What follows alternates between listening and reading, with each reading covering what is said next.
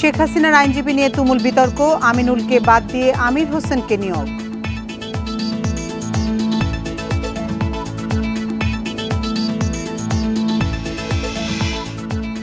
আয়নাঘরে জিজ্ঞাসাবাদ করত আমেরিকানরাও, তবে নির্যাতন করত না, দাবি গুম কমিশনের।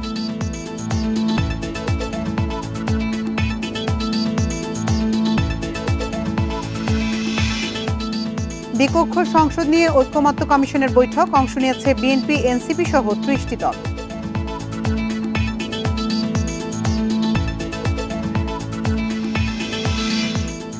বর্তমান নির্বাচন কমিশনে আস্থা জামায়াতের, ইসির কাছে আগে চায় স্থানীয় সরকার নির্বাচন।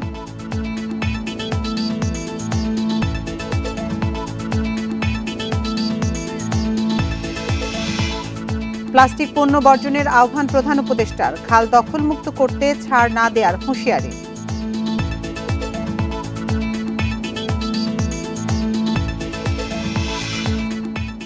স্বাগত বিরতিহীন সংবাদ দুপুরে, আপনাদের সাথে আছি আমি আতিফান জুমান। শিরোনাম শুনছিলেন এতক্ষণ, এবার চলে যাচ্ছি পুরো খবরে।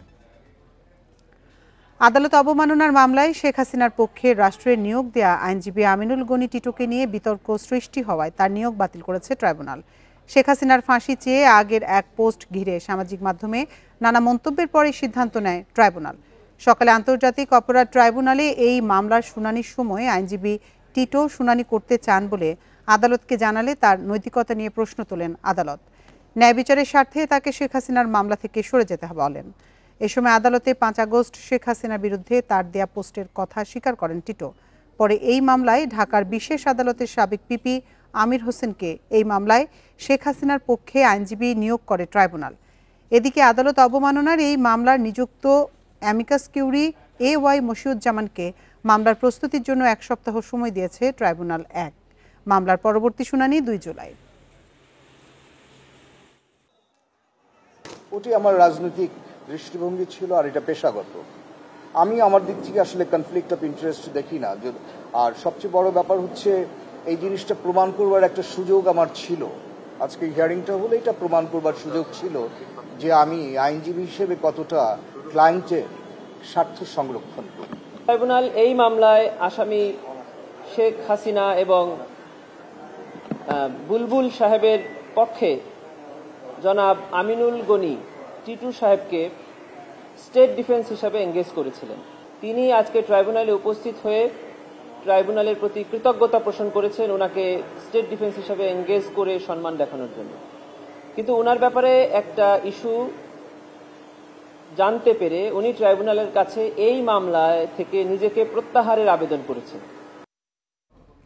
গোপন বন্দিশালায় আমেরিকান সহ বিদেশিরা জিজ্ঞাসাবাদ করতেন গুমের শিকার ব্যক্তিদের, তাদের বলা হতো ফরেন গেস্ট। এমন তথ্যই উঠে এসেছে গুম কমিশনের প্রতিবেদনে। তবে এই বিদেশি ব্যক্তিরা সরাসরি নির্যাতনে অংশ নিতেন না বলেও উল্লেখ করা হয় প্রতিবেদনে। গুম কমিশনের দ্বিতীয় প্রতিবেদনে উঠে এসেছে চাঞ্চল্যকর তথ্য।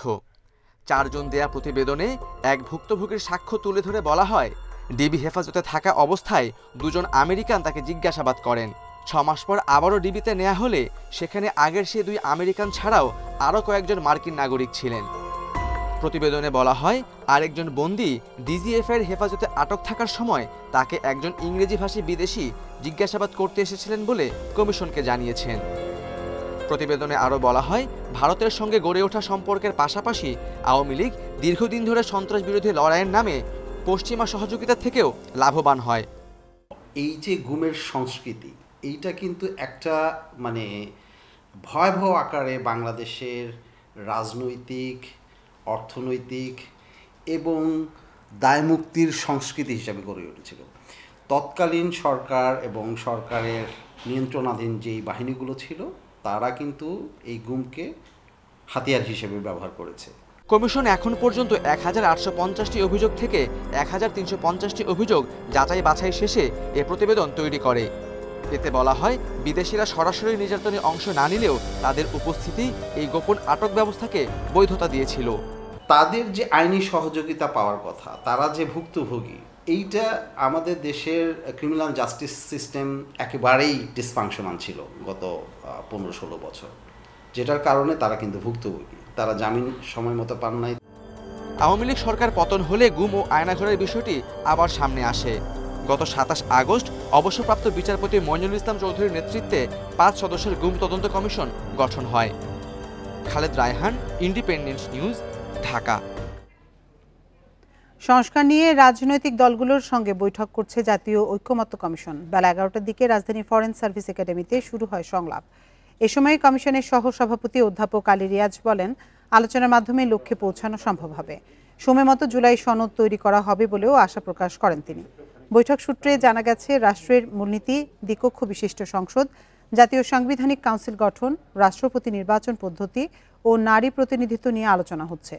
জাতীয় সনদ তৈরির জন্য ২ জুন দ্বিতীয় দফার আলোচনা শুরু করে ঐক্যমত্য কমিশন।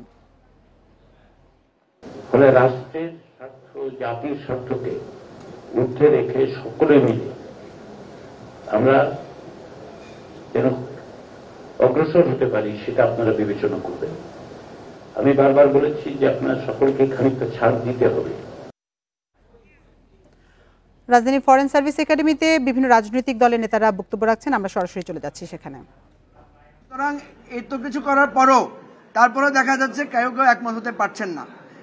আমরা ওনাদেরকে বলেছি যে আপনারা টেলিভিশনের সামনে দাঁড়িয়ে আপনার দলের মতামত প্রকাশ না করে বরং আপনি যে ত্যাগ করছেন, আপনি যে আপনার দলের মতামতটাকে জাতীয় স্বার্থে অগ্রাধিকার দিচ্ছেন, সেটা হলে আপনার সম্মান বাড়বে। আপনারা অনেকে মনে করছেন যে টেলিভিশনে দেখছে আমি আমার দল বা মতের তাকেই বুলন্দ করে যাব, এই পলিসিটা ঠিক না। এই জন্য আমরা স্যাক্রিফাইস করতে বলেছি। সর্বশেষ যেটা আলোচনা আপনারা শুনেছেন যে এনসিসিটাকে পরিবর্তন করে এখন এটাকে একটা সাংবিধানিক নিয়োগ কমিটি, খুবই এটাকে আরো স্থূল করা হয়েছে এবং সেখানে কমিটিটাকেও আরো ছোট করা হয়েছে। এই প্রস্তাব যদি মানা না হয় এর চাইতে আর কোনো অর্জন আমাদের হতে পারে না। বেশিরভাগ রাজনৈতিক দল আমরা এটার যুক্তি দিয়ে কথা বলেছি এবং যেই কথাটা এটার বিপক্ষে এসেছে যে নির্বাহী বিভাগের ক্ষমতা হ্রাস হবে, আমরা সেখানে বলেছি নির্বাহী বিভাগের কাজ তো আপনার নির্বাচন কমিশন নিয়োগ দেয়া না, এগুলো সাংবিধানিক দায়িত্ব, এগুলোকে সবসময় বলা হয়েছে। আমরা সেখানে প্রশ্ন করেছিলাম যে আপনারা তো চান যে এই প্রতিষ্ঠানগুলো নিরপেক্ষ থাকুক, চান কিনা? সবাই বলেছে হ্যাঁ চাই। তো নিরপেক্ষ যদি চান তাহলে একটা কমিটি দিয়ে করলে অসুবিধাটা কোথায়? সুতরাং এটা শুধুমাত্র একটা বাহানা। আমরা মনে করি নির্বাহী বিভাগের ক্ষমতা কোনোভাবে হ্রাস হবে না, বরং বাংলাদেশের মানুষ নিজেদেরকে গৌরবান্বিত মনে করবে যে নির্বাচন কমিশন নিয়োগ, দুদক নিয়োগ, পিএসসি চেয়ারম্যান নিয়োগ নিয়ে প্রধানমন্ত্রী, বিরোধী দলীয় নেতা, তারপরে স্পিকার, ডেপুটি স্পিকার উভয় কক্ষের সবাই মিলে আলোচনা করছেন এবং প্রেসিডেন্টের প্রতিনিধি, চিফ জাস্টিসের প্রতিনিধি থাকবেন। এর চাইতে সুন্দর প্রস্তাব আর হতে পারে না। আমরা এখন চাই, দোয়া করেন যে বিকালের মধ্যে যাতে আমরা এটা নিয়ে একমত হয়ে যেতে পারি। ধন্যবাদ সবাই। 7 জনেরটা বলেছে তো, প্রধানমন্ত্রী, লিডার অব দি অপোজিশন, বিরোধী দলীয় নেতা, 2 কক্ষের স্পিকার, 4 জন হলো। তারপরে থাকছেন প্রধান বিচারপতির একজন প্রতিনিধি, প্রেসিডেন্টের একজন প্রতিনিধি। প্রধান বিচারপতির প্রতিনিধি বলতে বলা হয়েছে অ্যাপিলেট ডিভিশনের একজন বিচারপতি, আর রাষ্ট্রপতির প্রতিনিধি বলা হয়েছে রাষ্ট্রের আইন দ্বারা আপনার রাজনীতি বা দলের সাথে সম্পৃক্ত না এরকম একজন নিরপেক্ষ লোক। আর হচ্ছে আপনার কি বললেন, প্রধান বিরোধী দল ছাড়া অন্য যে বিরোধী দলগুলো থাকবে তাদের মধ্যে থেকে একজন প্রতিনিধি। এর চাইতে সুন্দর জিনিস আর হতে পারে না। ধন্যবাদ।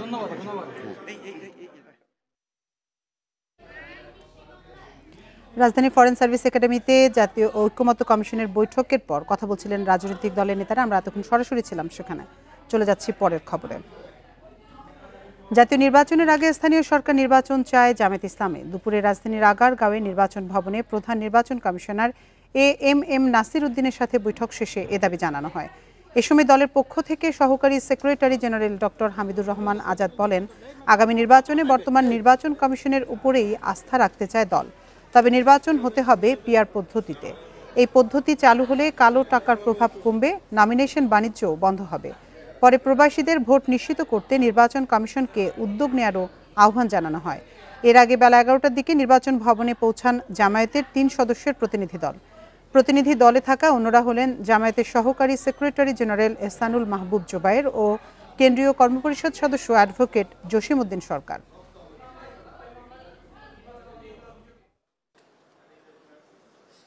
পিআর পদ্ধতির মধ্য দিয়ে কালো টাকার দৌরাত্ম্য রহিত হবে, সন্ত্রাসী কার্যক্রম বন্ধ হবে, ম্যাক্সিমাম ভোটারদের ভোটের প্রতিফলন ঘটবে। আজকে ইলেকশন কমিশনের কাছেও আমরা আনুষ্ঠানিক বৈঠকের মধ্য দিয়ে এটা দাবি উত্থাপন করেছি, এটা এই পদ্ধতিটা যেন বাংলাদেশে চালু করা হয়।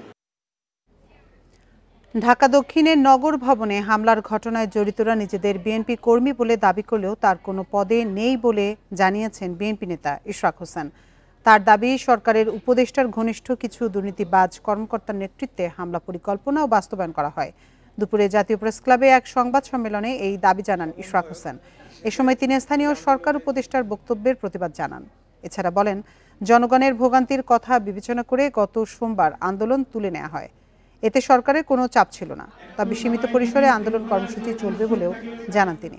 সেই সাথে নিয়মের কোনো ব্যত্যয় হলে মেনে না নেয়ার হুঁশিয়ারিও দেন তিনি। বলেন, আবারও আন্দোলন শুরু হলে তা নগর ভবনের গণ্ডি ছাড়িয়ে রাজপথে গড়াবে।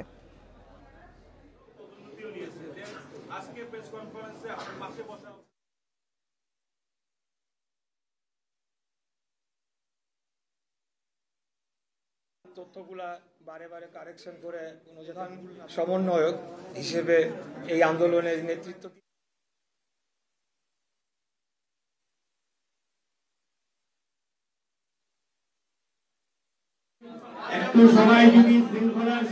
আইন আদালত যাই বলুক, তারা ইশরাক হোসেনকে ঢাকা দক্ষিণ সিটি কর্পোরেশনের দায়িত্ব নিতে দিবে না। এটির পেছনে আমি মনে করি সম্পূর্ণ রাজনৈতিক কারণ রয়েছে এবং ঢাকা শহরের একটি কর্তৃত্ব প্রতিষ্ঠার চেষ্টা যে তারা করে চলেছে একটি নতুন গঠিত রাজনৈতিক দলকে সুবিধা দেওয়ার জন্য, সেটি বাধাগ্রস্ত হতে পারে। জীববৈচিত্র্য রক্ষায় প্লাস্টিক পণ্য বর্জনের আহ্বান জানিয়েছেন প্রধান উপদেষ্টা ডক্টর মোহাম্মদ ইউনূস। দুপুরে রাজধানীর আগারগাঁওয়ে পরিবেশ ও বৃক্ষমেলা উদ্বোধন অনুষ্ঠানে কথা জানান তিনি। প্রধান উপদেষ্টা বলেন, পরিবেশ ধ্বংস করে বিপর্যয় ডেকে আনা হচ্ছে। পরিবেশ সংরক্ষণে সরকার ইতোমধ্যে নানা উদ্যোগ গ্রহণ করেছে, কয়েকটি খাল দখল মুক্তের চেষ্টা চলছে। এছাড়া জলবায়ু পরিবর্তন মোকাবেলায় প্রস্তুতি শুরু করেছে সরকার। পরিবেশ সংরক্ষণে সরকারের উদ্যোগগুলো সফল হওয়ার প্রত্যাশা করেন প্রধান উপদেষ্টা। অনুষ্ঠানে গাছ রোপণ করার পাশাপাশি গাছ কাটা বন্ধ করার আহ্বান জানান তিনি। বলেন, জীবন বাঁচাতে হলে পরিবেশ বাঁচাতে হবে। উদ্বোধনী অনুষ্ঠানে জাতীয় পরিবেশ পদক 2024, বন্যপ্রাণী সংরক্ষণ জাতীয় পুরস্কার 2025 এবং বৃক্ষরোপণে জাতীয় পুরস্কার 2024 প্রদান করা হয়। সপ্তাহে যদি 7 দিনের মধ্যে 7 দিনই প্লাস্টিক ব্যবহার করি, আমার প্রথম কমিটমেন্ট হলো নিজের কাছে, আজকে থেকে আমি একদিন কমিয়ে ফেলবো। 6 দিন করবো, একদিন করবো না। ওই দিন আমার প্লাস্টিক ফ্রি ডে। তরুণরা এটা সহজে বোঝে যে একটা দিন আমি পারি। তো একটা দিনে যদি তুমি পারো এস্টাবলিশ করতে পারো, একটা দিন শনিবার আমি প্লাস্টিক ব্যবহার করি না, কোনো রকমের প্লাস্টিক ব্যবহার করি না, তাহলে চেষ্টা করো শনি আর রবি 2 দিন করতে পারো কিনা। ক্রমে ক্রমে 7 দিনে যাওয়া। আপনারা দেখছেন বিরতিহীন সংবাদ দুপুর। সংবাদে অন্যান্য খবরের সঙ্গে আরও থাকছে। 31 জুলাইয়ের মধ্যে এনবিআর অধ্যাদেশ সংশোধনের আশ্বাস, সবাইকে কাজে ফেরার আহ্বান।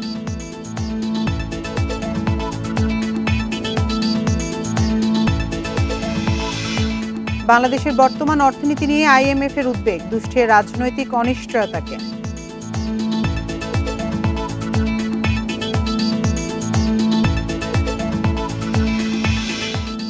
একত্রিশ জুলাইয়ের মধ্যে জাতীয় রাজস্ব বোর্ড এনবিআর সংস্কারে জারিকৃত অধ্যাদেশে প্রয়োজনীয় সংশোধনী আনা সম্ভব হবে বলে মন্তব্য করেছেন অর্থ উপদেষ্টা। বুধবার মন্ত্রণালয়ের এক সংবাদ বিজ্ঞপ্তিতে একথা জানানো হয়। এতে বলা হয়, আলোচনার মাধ্যমে সব ভুল বোঝাবুঝির অবসান করে ঐকমত্যের ভিত্তিতে অধ্যাদেশে সংশোধনী আনা যাবে।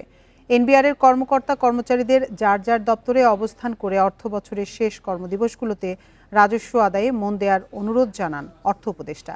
এদিকে অধ্যাদেশের প্রয়োজনীয় সংশোধনে গঠিত কমিটি বাতিলের পাশাপাশি এনবিআর চেয়ারম্যানকে 27 তারিখের মধ্যে অপসারণের দাবিতে আজও কলমবিরতি পালন করছে এনবিআর সংস্কার ঐক্য পরিষদ।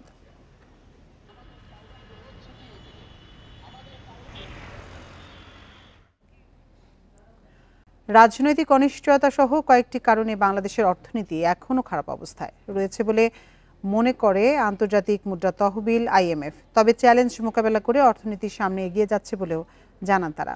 ঋণের চতুর্থ ও পঞ্চম কিস্তির অর্থ অনুমোদন দেওয়ার বিষয়ে সংবাদ বিজ্ঞপ্তিতে এসব জানিয়েছে আর্থিক প্রতিষ্ঠানটি। এছাড়া কঠোর আর্থিক ও রাজস্ব নীতির প্রভাব, বাণিজ্য প্রতিবন্ধকতা বেড়ে যাওয়া এবং ব্যাংক খাতে অব্যাহত চাপের কারণেও বাংলাদেশের অর্থনীতি খারাপ অবস্থানে আছে বলে জানায় IMF। বিজ্ঞপ্তিতে বলা হয়, জটিল রাজনৈতিক ও অর্থনৈতিক পরিস্থিতির মধ্যেও কিস্তির অর্থ ছাড়ের পর্যালোচনায় বাংলাদেশের পারফরম্যান্স মোটামুটি সন্তোষজনক ছিল। এখন রিজার্ভ পুনর্গঠন এবং মূল্যস্ফীতি কমানোর উপর জোর দেওয়া উচিত। IMF এর মতে বাংলাদেশকে উচ্চ মধ্যম আয়ের দেশের লক্ষ্যে পৌঁছাতে হলে টেকসই কাঠামোগত সংস্কার অপরিহার্য।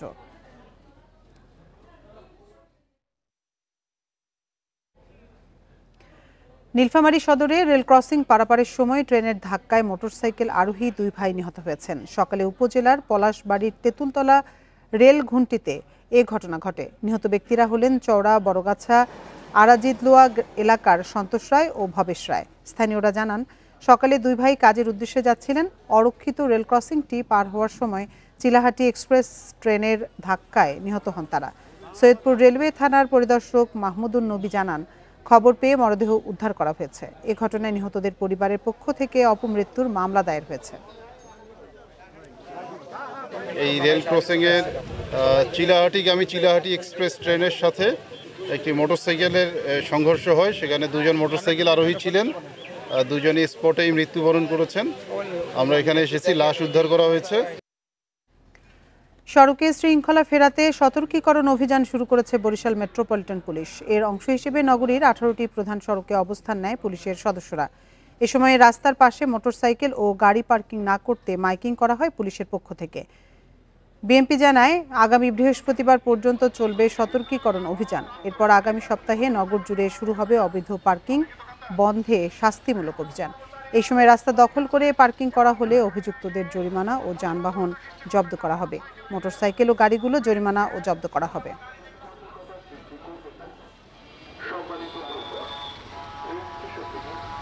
ট্রাফিক বিভাগকে নির্দেশ দিয়েছি যে আগামীকাল থেকে তাদের সচেতনতার জন্য আবার আমরা মাইকিং করব সারা শহরে। তো এই মাইকিং করার পরেও যখন তারা এটা যদি না শোধরায় তখন আমরা এটাকে রেকর্ড করব। কুমিল্লার দাউদকান্দি পৌর এলাকায় ডেঙ্গু পরিস্থিতি ভয়াবহ আকার ধারণ করেছে। জেলায় আক্রান্ত 1,500 রোগীর বেশিরভাগই এই এলাকার বাসিন্দা। চলতি মাসে দাউদকান্দিতে শনাক্ত 5 জনের মৃত্যু হলেও স্থানীয়দের দাবি এ সংখ্যা আরও বেশি। সংক্রমণ ও মৃত্যু নিয়ে সঠিক তথ্য নেই স্বাস্থ্য বিভাগের কাছে। দাউদকান্দির পৌরসভার 5 ও 6 নম্বর ওয়ার্ডের প্রায় প্রতিটি ঘরে ডেঙ্গুর সংক্রমণ ছড়িয়েছে। উপজেলা প্রশাসনের পক্ষ থেকে ওয়ার্ড দুটিকে ডেঙ্গুর হটস্পট ঘোষণা করা হয়েছে। চলতি মাসের প্রথম 23 দিনে এই উপজেলাতেই শনাক্ত হয়েছে অন্তত 1,500 ডেঙ্গু রোগী। এদের বেশিরভাগই আবার পৌর এলাকার বাসিন্দা। ওয়ার্ড দুটির মধ্যে বেশি ঘনবসতিপূর্ণ দোনারচর, সবজিকান্দি, সাহাপাড়া, নাগেরকান্দি ও দাউদকান্দি বাজার এলাকা।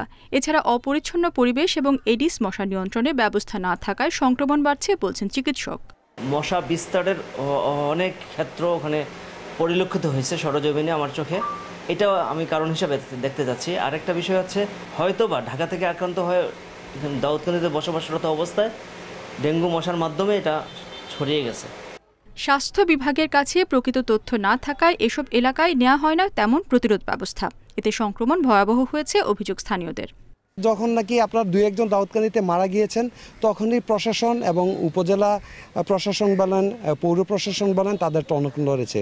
বর্তমানে যে মেয়র বা পৌরসভা কমিশনাররা না থাকার কারণে এগুলো পরিষ্কার পরিচ্ছন্নতা নাই। সিভিল সার্জন বলছেন, আক্রান্তদের বেশিরভাগই বেসরকারি হাসপাতালে পরীক্ষা ও সেবা নেয় তথ্য পেতে দেরি হয়েছে। এটা তথ্যের ঘাটতি না, আমরা এখানে ফেসবুক পেজে শুধুমাত্র সরকারিটা দিয়ে থাকি, প্রাইভেটের ব্যাপারে এখানে কোনো কিছু নাই, সুতরাং এটা তথ্যের ঘাটতি বলা যাচ্ছে না। ডেঙ্গু পরিস্থিতি মোকাবেলায় উদ্যোগ নেওয়ার কথা জানিয়েছে জেলা প্রশাসন। ডেঙ্গুর বিষয়ে মানুষকে সচেতন হতে হবে। 1 নম্বর বিষয় হলো যেন ডেঙ্গু আক্রান্ত না হয়, এটা একটা দিক। আরেকটা দিক হলো আক্রান্ত হওয়ার পরে তড়িৎ কী ব্যবস্থা নিতে হবে। সিভিল সার্জন অফিসের হিসাবে 23 জুন পর্যন্ত জেলায় ডেঙ্গু আক্রান্ত 284 জন। তবে একই সময়ে দাউদকান্দিতে সেই সংখ্যা 1,500 বলে জানিয়েছেন উপজেলার স্বাস্থ্য কর্মকর্তা। Independent news. কুষ্টিয়ার পৌরসভার থানাপাড়া, আমলাপাড়া সহ কয়েকটি এলাকা হয়ে উঠেছে মাদক কারবারিদের স্বর্গরাজ্য। প্রশাসনের নাকের ডগায় প্রকাশ্যে চলছে গাঁজা, হেরোইন সহ নানা ধরনের মাদক কেনাবেচা। স্থানীয়রা বলছেন, প্রতিবাদ করলে হতে হয় হেনস্থার শিকার। প্রশাসন নীরব থাকায় বাড়ছে মাদক সেবীদের নানা অপরাধ, যদিও সুনির্দিষ্ট তথ্য পেলে ব্যবস্থা নেওয়ার আশ্বাস পুলিশের। কুষ্টিয়া শহরের শিক্ষার্থী থেকে শুরু করে শ্রমিক কিংবা ব্যবসায়ীরাও আসক্ত হয়ে পড়ছে মাদকে। বিভিন্ন এলাকায় বেপরোয়া হয়ে উঠেছে মাদক ব্যবসায়ীদের সিন্ডিকেট। কুষ্টিয়া শহরের ভিতরে বড় বড় মাদকের সিন্ডিকেট ডিলার হচ্ছে আমলাপাড়া। এমন কোনো মোড়ের গলিতে নাই যে বড় বড় সিন্ডিকেট নাই। এখানে নাম জানি না, বহু লোক ব্যবসা করে। মসজিদের ডান সাইডে, পিছনে, বাম সাইডে সব জায়গায় ব্যবসা চলছে, রমরমা ব্যবসা। আইনশৃঙ্খলা বাহিনীর সদস্যদের নিষ্ক্রিয়তায় বিভিন্ন পাড়া মহল্লায় বেড়েছে গাঁজা, হেরোইন সহ নানা ধরনের মাদক সেবন ও কেনাবেচা। মাদকাসক্ত কিশোর তরুণরা চুরি সহ নানা অপরাধে জড়িয়ে পড়ছে। এই এলাকায় যখন পুলিশ মোড় অব্দি আসবে তখন এখানকার লোকই জানি যাচ্ছে যে পুলিশ আসছে, একজনের বাড়ি থাকছে মাল, সে মাল আর একজনের বাড়ি চলে যাচ্ছে সাপ্লাই হয়ে। সবাইকে নিয়ে আমরা চেষ্টা করেছি মাদকের বিরুদ্ধে প্রচারণা করার, এবং আমি জমার খুতবায়ও বারবার বলেছি এটার বিরুদ্ধে। পুলিশের যে নিষ্ক্রিয়তা, সেই পুলিশের নিষ্ক্রিয়তার কারণে মাদকের অনেক ব্যবহার বেড়েছে এবং যুব সমাজ মাদকের প্রতি তো আগেই আসক্ত ছিল এবং এই প্রবণতা আরও দিনকে দিন বৃদ্ধি পাচ্ছে। তবে মাদক ব্যবসায়ীদের বিরুদ্ধে কঠোর অবস্থানের কথা বলছে পুলিশ। লিখিত অভিযোগ বা সুনির্দিষ্ট তথ্য দিলে সিন্ডিকেট নির্মূলের আশ্বাস কর্মকর্তাদের। আমাদের কাছে যদি সুস্পষ্টভাবে কোনো অভিযোগ আসে, আমরা অবশ্যই পুলিশ সদস্যদের যদি সংশ্লিষ্টতা থাকে তাহলে তাদের বিরুদ্ধে কঠোর বিভাগীয় ব্যবস্থা গ্রহণ করা হবে। কুষ্টিয়ার চর থানাপাড়া, চর আমলাপাড়া এবং কুঠিপাড়া এলাকায় বাসিন্দা প্রায় 50,000। এসব এলাকায় অনেকটা প্রকাশ্যেই দিনরাত চলছে নানা ধরনের মাদক বিক্রি ও সেবন। Independent news. সাবেক সিএসি হাবিবুল আউয়ালকে মগবাজার থেকে গ্রেপ্তার করা হয়েছে। দুপুর 2টার দিকে তাকে গ্রেপ্তার করে ডিবি পুলিশ। বিষয়টি নিশ্চিত করেছেন ডিবির যুগ্ম কমিশনার মোহাম্মদ নাসিরুল ইসলাম। এ নিয়ে বিস্তারিত জানাতে বার্তা কক্ষ থেকে আমাদের সাথে যোগ দিচ্ছেন সহকর্মী আলামিন হোসেন। আলামিন, কোন মামলায় হাবিবুল আউয়ালকে গ্রেপ্তার করা হয়েছে এবং তার বিরুদ্ধে সুনির্দিষ্ট কি অভিযোগ আছে? আইনশৃঙ্খলা রক্ষাকারী বাহিনী কি বলছে? সম্প্রতি আপনি জানেন যে বিএনপির পক্ষ থেকে 2014, 2018 এবং পরবর্তী 2024 সালের যে জাতীয় একাদশ, দ্বাদশ এবং দ্বাদশ যে নির্বাচন, দশম, একাদশ এবং দ্বাদশ 3টি যে বিতর্কিত নির্বাচন হয়েছে গেল আওয়ামী লীগ সরকারের আমলে, এবং সেই বিতর্কিত নির্বাচনের অভিযোগে তৎকালীন সময়ের প্রধান যে 3 জন নির্বাচন কমিশনার ছিলেন, বিশেষ করে কেম রাকিবউদ্দিন, নুরুল হুদা এবং সর্বশেষ কাজী হাবিবুল আউয়ালের বিরুদ্ধে সম্প্রতি শেরেবাংলা নগর থানায় একটি মামলা করে বিএনপি। এবং সেখানে যে অভিযোগগুলো আনা হয়েছে তার মধ্যে রয়েছে যে নির্বাচনকে আসলে মূলত আপনি জানেন যে 2024 সালের 24শে জানুয়ারি যে দ্বাদশ জাতীয় সংসদ নির্বাচন অনুষ্ঠিত হয় এবং সেই নির্বাচনের প্রধান নির্বাচন কমিশনারের দায়িত্বে ছিলেন কাজী হাবিবুল আউয়াল, এবং পরবর্তীতে তিনি এই নির্বাচনটি মূলত ডামি একটি ইলেকশন হয়। সেক্ষেত্রে আওয়ামী লীগের থেকে স্বতন্ত্র প্রার্থী দ্বারা তারা 70 জনের মতো বিজয় লাভ করেছিলেন এবং ডামি ইলেকশনের অভিযোগে তাকে অভিযুক্ত করা হয়, এবং সেখানে ভোটার উপস্থিতি তুলনামূলকভাবে কত ছিল সেই সংখ্যাটা নিয়েও যথেষ্ট বিতর্ক রয়েছে, এবং সেই সময় গণমাধ্যমে এই বিষয়ে নানান রকমেরভাবে তথ্য এবং সুনির্দিষ্ট অভিযোগও উঠে এসেছে ভোটারদের বক্তব্যের পরিপ্রেক্ষিতে। এবং এরই ধারাবাহিকতায় মূলত 5ই আগস্ট পরবর্তী আওয়ামী লীগ সরকারের পতনের পরে এই 3 জন প্রধান নির্বাচন কমিশনার সাবেক প্রধান 3 জন সিএসিকে বিরুদ্ধে মামলা করে। রাতের একটি ভোটের যেটি কে এম নুরুল হুদার বিরুদ্ধে অভিযোগ ছিল, নিশিরাতের ভোটের অভিযোগ ছিল, এবং পরবর্তীতে হাবিবুল আউয়ালের বিরুদ্ধে অভিযোগ করা হয় যে ডামি ইলেকশন, অর্থাৎ সরকারের যে প্রধান রাজনৈতিক দলগুলো ছিল তারা আসলে ইলেকশন বর্জন করে দেশের। তারই ধারাবাহিকতায় ইলেকশন ট্যাম্পারিং এবং অবৈধ ইলেকশনকে তারা বৈধতা দিয়েছেন, বৈধ সরকার করে দিয়েছেন, এবং আওয়ামী লীগ সরকার প্রধান অর্থাৎ সাবেক প্রধানমন্ত্রী শেখ হাসিনাকে স্বৈরাচার হতে তারা আসলে বাধ্য করেছেন বা তারা বৈধতা দিয়েছেন। মূলত এরকম অভিযোগ বিএনপির পক্ষ থেকে করা হয়, এবং সেই বিএনপির যে মামলা সেই মামলাই মূলত তাকে গ্রেপ্তার করা হয়। যদিও এর আগে যেদিন K M Nurul Huda arrest হয়েছিলেন তাকে মব সৃষ্টি করে তাকে আসলে আটক করা হয়েছিল, এবং পরবর্তীতে শেরেবাংলা নগর থানা পুলিশ সেখানে তাকে গ্রেপ্তার করা হয় এবং তাকে 4 দিন রিমান্ডে নেওয়া হয়েছে। এবং ওই দিন রাতেও কিন্তু একটি গুজব হয়েছিল যে রাজধানীর বসুন্ধরা থেকে কাজী হাবিবুল আউয়ালকে গ্রেপ্তার করা হয়েছে, যদিও পরবর্তীতে 23শে জুন গাজীপুরে স্বরাষ্ট্র উপদেষ্টা জাহাঙ্গীর আলম তিনি বলেছিলেন যে এখন পর্যন্ত কাজী হাবিবুল আউয়ালকে গ্রেপ্তার করা হয়নি, তবে কিছুক্ষণ আগে দুপুর 2টা থেকে মগবাজার থেকে তাকে গ্রেপ্তার করেছে ডিবি, এরকম একটি তথ্য আসলে আমরা প্রাথমিকভাবে জানতে পেরেছি। তবে তার বিরুদ্ধে কী কী অভিযোগ সুনির্দিষ্টভাবে আনা হয়েছে, কিভাবে তাকে গ্রেপ্তার করা হয়েছে, এই মামলায় তার কী কী অভিযোগ সে বিষয়ে আইনশৃঙ্খলা রক্ষাকারী বাহিনীদের সঙ্গে আসলে আমাদের এখন পর্যন্ত বিস্তারিত কোনো তথ্য আমরা জানতে পারিনি। আতিফা। জয়পুরহাটে আলুর বাম্পার ফলনের পর দরপতনে বিপাকে পড়েছেন কৃষক ও ব্যবসায়ীরা। হিমাগারে সংরক্ষণের সুযোগ না পাওয়ায় কৃষকের ঘরেই নষ্ট হচ্ছে আলু। এ অবস্থায় উৎপাদন খরচ ও ঋণের টাকা পরিশোধ নিয়ে উৎকণ্ঠায় রয়েছেন তারা। গত বছর আলুর ভালো দাম পেয়ে এবার আরও বেশি জমিতে আলু চাষ করেন জয়পুরহাট সদর উপজেলার বর্গা চাষি এন্তাজউদ্দিন। জমির মালিককে দেওয়ার পর ভাগে পান 165 মন আলু। চাষাবাদ খরচ বাবদ 65 মন বিক্রির পর বাকি আলু হিমাগারে রাখতে না পেরে সংরক্ষণ করেন বাড়িতেই।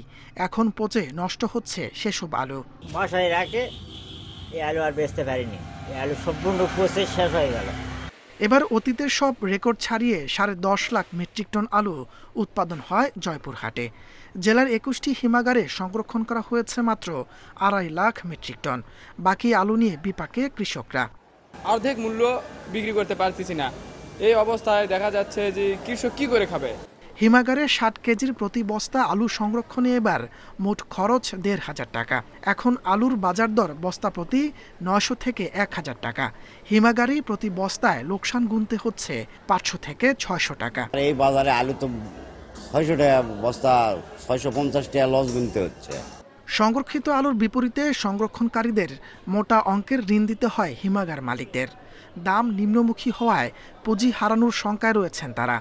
এছাড়া বাজারে সরবরাহ বেশি থাকায় হিমাগার থেকেও বিক্রি হচ্ছে না আলু। গতবার এই সময় আপনার প্রায় 40,000 বস্তা আমাদের স্টোর থেকে ডেলিভারি হয়েছিল, আর এখন এবছরে আমাদের ধরেন প্রায় 1000 বস্তা আলু বের হয়নি।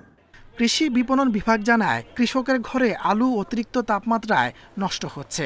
দ্রুত এসব আলু বাজারজাত করায় সরবরাহ বেড়ে দাম কম পাচ্ছেন তারা। কৃষকের হাতে সংরক্ষিত যে আলুগুলো রয়েছে অতিরিক্ত তাপমাত্রার কারণে আলুগুলো নষ্ট হওয়ার সুযোগ রয়েছে, যার কারণে কৃষকের এই সংরক্ষিত আলু বাজারজাত করতে হচ্ছে। এজন্য বাজারে আলুর সরবরাহটা তুলনামূলক বেশি রয়েছে, যার কারণে দাম কিছুটা কম রয়েছে।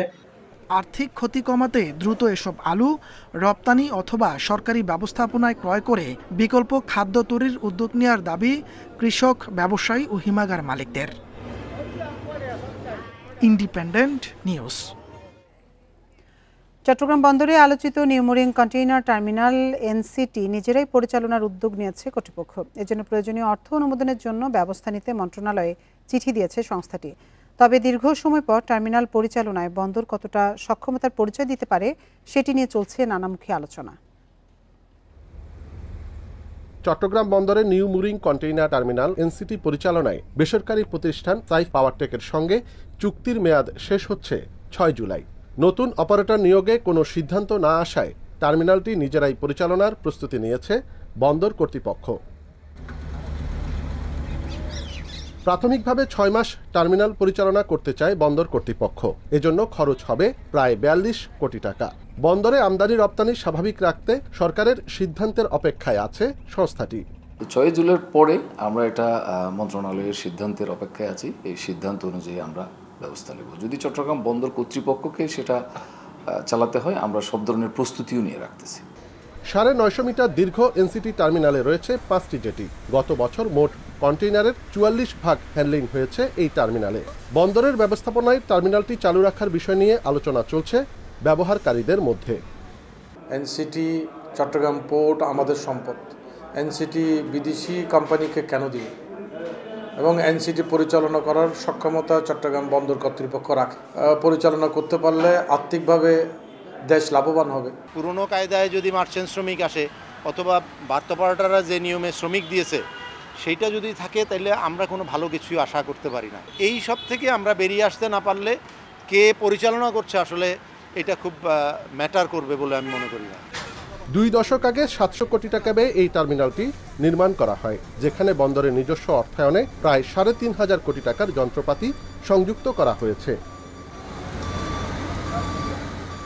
অনুপম শীল, ইন্ডিপেন্ডেন্ট নিউজ, চট্টগ্রাম। পঞ্চগড় সীমান্ত দিয়ে আরও 18 জনকে পুশিন করেছে বিএসএফ। ভোরে সদর উপজেলার টোকাপাড়া, তেতুলিয়ার সুকানি ও জয়ধর ভাঙা সীমান্ত দিয়ে তাদের পুশিন করা হয়। বিজিবি জানায় ভোরে সুকানি সীমান্ত দিয়ে নারী শিশুসহ 5 জনকে পুশিন করা হয়। একই সময়ে টোকাপাড়া সীমান্ত থেকে 6 জন ও সদরের জয়ধর ভাঙা সীমান্ত এলাকা থেকে 7 জনকে আটক করা হয়েছে। পরে তাদের নিয়ে স্থানীয় ক্যাম্পে পরিচয় নিশ্চিতের কাজ চলছে। পরে তাদের সদর ও তেঁতুলিয়া থানায় হস্তান্তর করা হবে। এর আগে 6 দফায় নারী শিশুসহ 83 জনকে জেলার বিভিন্ন সীমান্ত দিয়ে পুশিন করে বিএসএফ। আর এই ছিল বিরতিহীন সংবাদ দুপুরের আজকের আয়োজনে। ইন্ডিপেন্ডেন্ট টেলিভিশনের সব খবরে বিস্তারিত জানতে চোখ রাখুন ফেসবুক, ইউটিউব এবং এক্সে। এতক্ষণ সাথে থাকার জন্য ধন্যবাদ সবাইকে।